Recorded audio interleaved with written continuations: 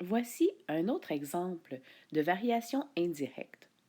Cet exemple est intéressant parce qu'on ne voit pas d'emblée la valeur initiale et en plus, il n'y a pas de description en mots. Hmm, Trouvons la règle. Tout d'abord, le taux de variation. Variation de y divisé par la variation de x. Voici notre taux de variation qui donne 2. Maintenant, la valeur initiale. Trouvons-la de façon algébrique en faisant une substitution.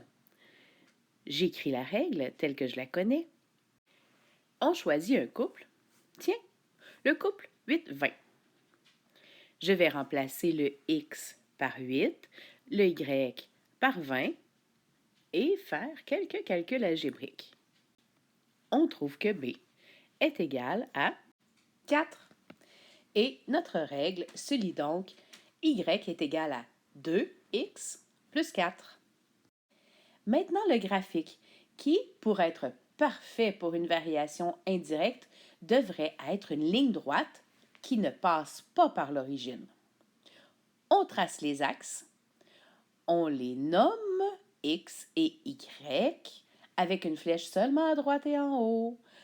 Ensuite, on les gradue de façon à ce que le X le plus grand, dans ce cas-ci 12, soit le plus loin possible de l'origine. J'ai choisi un pas de graduation de 3. D'autres réponses auraient pu être possibles. Maintenant, l'axe des Y, il faudrait que 28 soit le plus loin possible de l'origine. Et là, j'ai choisi un pas de 5. On place maintenant les points.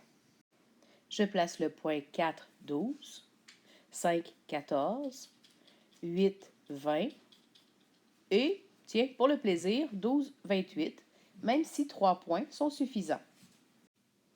Oh wow!